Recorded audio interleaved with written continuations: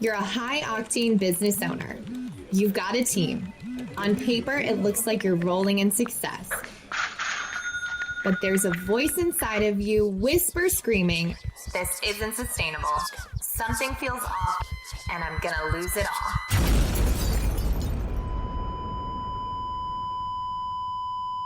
Sound familiar? That's where I come in.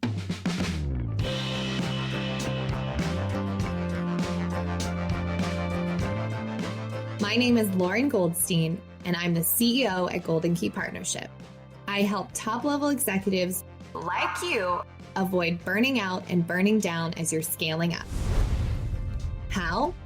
By harnessing your superpowers.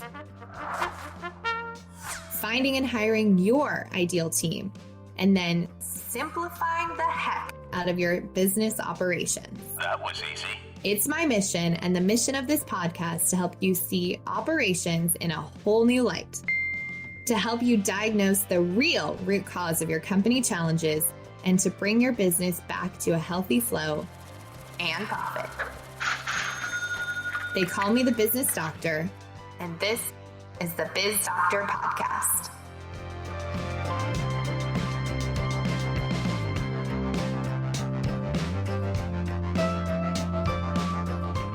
Welcome back to the show. In today's episode, I'm going to dive into my favorite F word, feedback, and how to make it your best friend instead of your worst enemy. Now, if you were like I was before, the idea of feedback sent a shudder down your spine and you wanted to be anywhere but where the feedback was. You see, I was actually a perfectionist back then, and anything short of perfection was something I took as a personal failure. Spoiler alert, that was no way to live. Fast forward, I went through this life-changing emotional intelligence leadership program that completely changed my relationship with feedback, so much so that it's basically something I crave now. So my goal with today's episode is to help you shift the way you view feedback so you too can see just how priceless and valuable an asset it can be in your life and business. So let's start with what is feedback. I know this is going to sound woo and maybe weird, so bear with me, but I believe now, after going through my transformational process with feedback, at the end of the day, feedback is one word: love.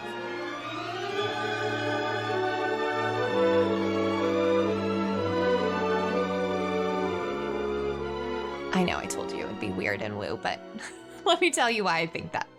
It's love because someone cares about you enough to be willing to get uncomfortable enough to tell you what is standing in the way of you being at your best, most authentic and powerful self. Now, I do want to say that, there are times where people use feedback as a weapon, and this is not what I'm talking about. So those people probably need therapy. And in those situations, feedback is not actually feedback, it's a manipulation tool. So again, that's not what we're talking about now. But when it's feedback for improvement and again, helping someone see what's standing in the way, what's so magical about feedback and why it works is you can't give yourself feedback because you can't see the way you're showing up on the outside. As one of my mentors once said, you can't read the label when you're in the bottle. Feedback is the number one way to see how you're showing up in the world and what is objectively holding you back from where you ultimately want to be. And I think that's why I love feedback so much, is because it's one of the only tools out there to really set you on the right track. And again, I'm not talking about feedback that's, wielded in a mean or vindictive or manipulative way, but in a way that truly says, like, here's where you are missing the mark, here's where you're holding yourself back, and here's how I think you could be showing up differently. And I know for me that it has really honed my communication skills, it's honed my relationships, my team dynamics. Like, there really isn't an aspect of my life that feedback hasn't touched. And when you're open to it, it really has the ability to give you perspective that will change so many things and have a positive ripple effect, because feedback is love, but feedback is also information. One of my mentors says, take the feedback, try it on like a jacket, see if it fits. If it fits, great. Take it and use it, learn from it. If it doesn't fit, let it go. Because sometimes the way other people see us is spot on and accurate. And sometimes it, either doesn't quite fit or it just might not be the right time for it. In addition, let's talk about when not to use feedback. Feedback is best used when someone is open to it. And when someone is open to it, it's powerful and transformative. When someone is not open to it, it can turn into something that only cockroaches survive. Like, trust me, don't do it. So the number one rule for feedback is ask permission. Once you have permission, then you need to make sure that the person is really open to it and isn't emotionally charged. So I know I mentioned before about feedback being used as a weapon or a manipulation tool. This can happen when the parties are emotionally charged, whether a meeting went bad, our project went sideways, miscommunications, etc. That's not the time to have a feedback conversation. The time to have a feedback conversation is when both parties are calm and you can talk about it objectively. And I say this because sometimes as bosses, our employees think that they have no choice but to take the feedback in the moment. And the reality is if someone is emotionally charged about something, either party, whether it's the party giving the feedback or getting the feedback, they won't be open to the feedback and it might make things worse. So I always say take a beat and make sure that all parties are in a good headspace. And then I also like to ask myself when I'm giving feedback, what is the purpose of this feedback?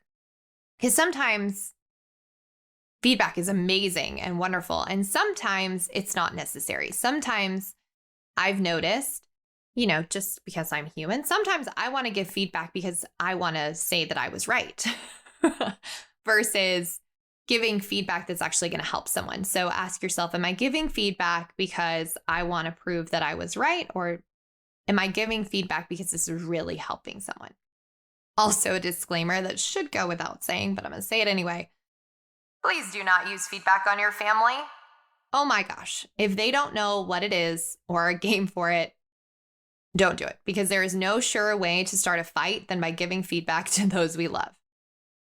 Don't even get me started. But also, just family and business sometimes doesn't mix. And, if you haven't read the 4 agreements, I highly recommend it because one of them is don't take anything personal. And as human beings, personally, I'm not always great at that. I'm better at it, but there are people in our family that it doesn't matter how good our intentions are, somebody's feelings are going to get hurt or something's going to be taken personally. So use feedback and just be aware of why you're giving the feedback, what the objective of the feedback is, and also be wary of using it on your family. So then that leads us perfectly into when and how to use feedback. So personally, I use feedback all the time, except with my family because we all know how families are. But my favorite places to use feedback is in my business and with my team. So we use feedback and its sister acknowledgement almost daily, honestly, so often, because I know that there are some business owners out there that only do yearly reviews or shy away from feedback. Personally, I think it's a huge missed opportunity and a surefire way to have a frustrated team. I like to give feedback in real time, again, with the caveat of real time could be 10 minutes after something happens, or it could be a day after something happens, but I would say within 24 to 48 hours. Again, you want to make sure all parties are emotionally available to receive it. And the reason I do that is because it's like a plane on autopilot. These little course corrections before we get too far down the line can make a world of difference, and most importantly, make sure bad habits don't stick. Because I see a lot of times where something went off the rails and it wasn't caught soon enough, so then that bad habit became a permanent thing in the team that then you have to unlearn.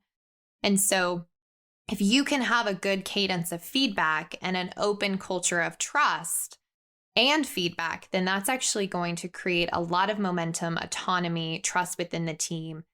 It's going to be magic. And so now as far as how, that is really simple. You just ask, are you open to feedback? And then wait and see how they answer. If they answer yes, then proceed. If they answer no, then it's an opportunity to take a beat and see why. It could be timing, or it could be something else that is honestly a red flag that you should be paying attention to.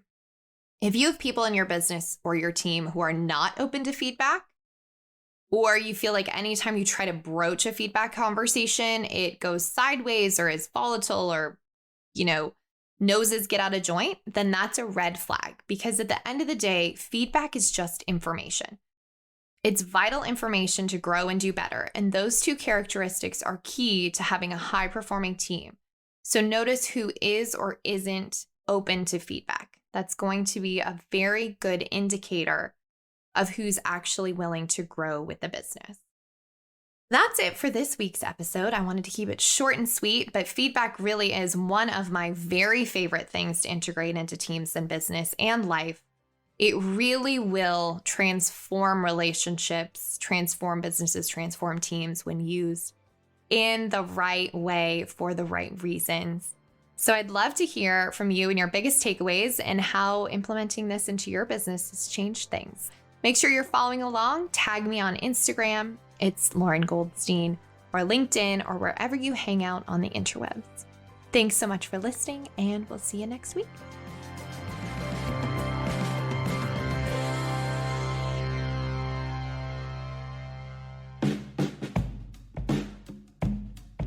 Thanks for listening to the Biz Doctor podcast. You're probably wondering what your next steps are. So here are some options for you.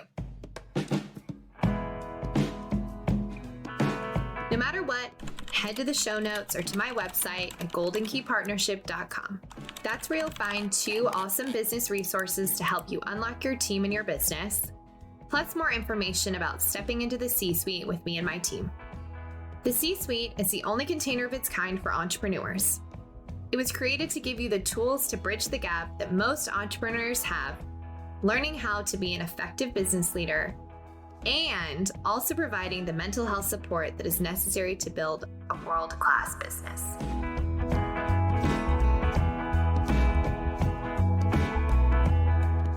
After that, our diagnostic deep dive might just be what the doctor ordered.